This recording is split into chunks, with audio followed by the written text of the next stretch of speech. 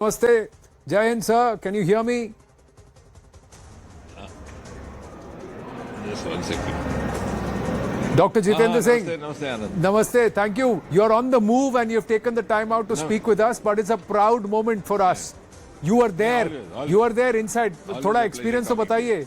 Were you still the Neta or did you suddenly become the passionate Indian who's seeing that rocket go up and say Jai Hind? Absolutely. I think cutting across the sections. And for the first time, I have been associated with the Department of Space for almost 1 decade now.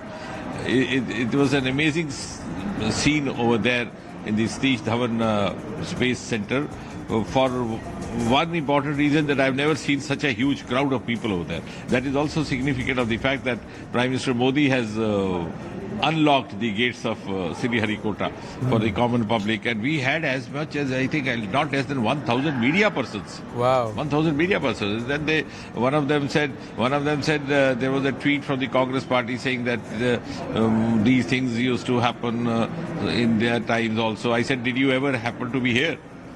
He said no. So I said that is the answer. That has actually led to the development of an ecosystem. When Prime Minister Modi opened it for private players, it also led to the involvement of the industry, the academia, the startups, the media, all of them pooling in their resources in whatever capacity they have, supplementing each other's efforts, each other's assets. And I think this is a huge bonanza which was seen happening there, and the beginning of a new approach and a new culture in the working of the ISRO and the space sector in India, which was earlier working in a kind of a wheel of secrecy and trying to keep itself away from the rest of the world, and in the process inadvertently depriving itself of the huge resource, whether it be the form of knowledge resource or the financial resource, and spending time in a financial crunch and not being able to give full play to their potentials. Right. As you see those pictures of Sarabhai carrying the launcher vehicle on the carriage of his bicycle.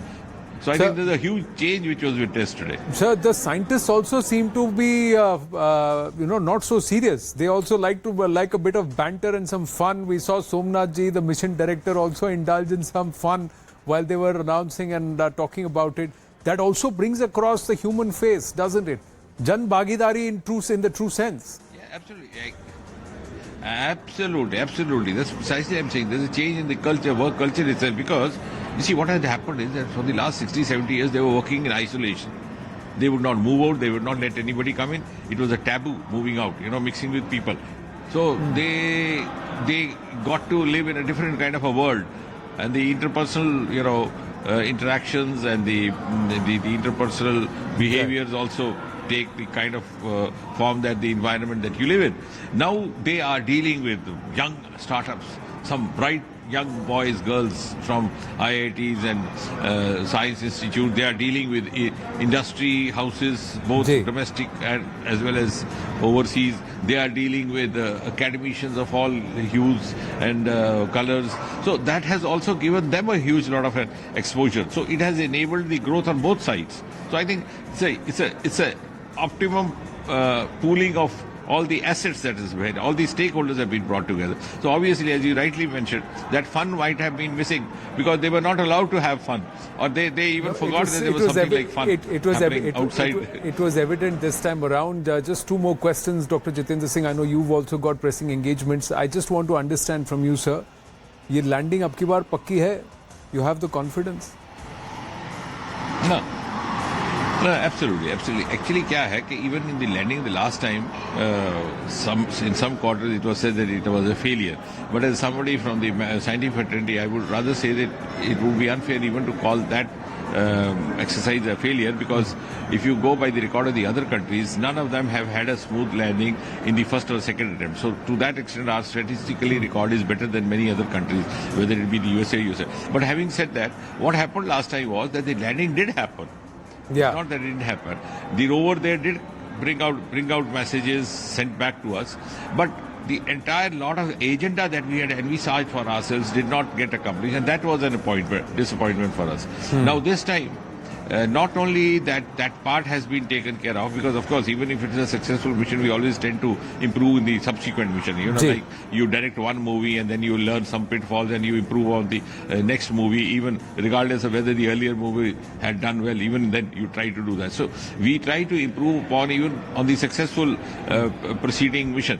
But this time, of course, besides that, some of the pitfalls which we thought should not have been there but also taken care of. Some buffer effect was also there, and most significantly, what would make this Chandrayaan 3 apart from the other missions is that's going to land on the south polar area, where it will be a continuation of the finding that its predecessor Chandrayaan 1 brought, and which startled the world. It brought the evidence of H2O molecules, water molecules on the surface of the moon, which had not been discovered even by the countries which had landed on the moon. Not just that, and Madhavan Nairji, I was speaking with him just before you joined, and he said that if we can figure out if there is enough that can provide fuel for us to return, because the hydrogen can be isolated and we can look at that possibility going forward.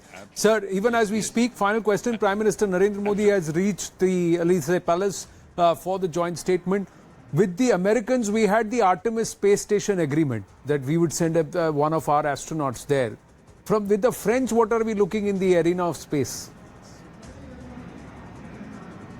No, we are open to collaboration with all the countries now. It's no longer a taboo, and I personally believe it has to be PPP plus PPP, public-private participation domestically with public-private participation overseas. So likewise France also, and the very fact that Artemis has happened, the other agreement about the International Space Station is also indicator of the fact that India today is being looked upon as looked up as an equal partner. So it's now America which is soliciting one of our astronauts to accompany them to the International Space Station to add value to their expedition. So I think having started late, and as you said in the case of water, I was telling somebody this morning in lighter weight that even though America was the first to land a human being on the surface of the moon in 1969, who made a very catchy statement. He said, "One small step for man, giant step for mankind." For mankind. BBC also picked up his visual, but he couldn't place the presence of water around.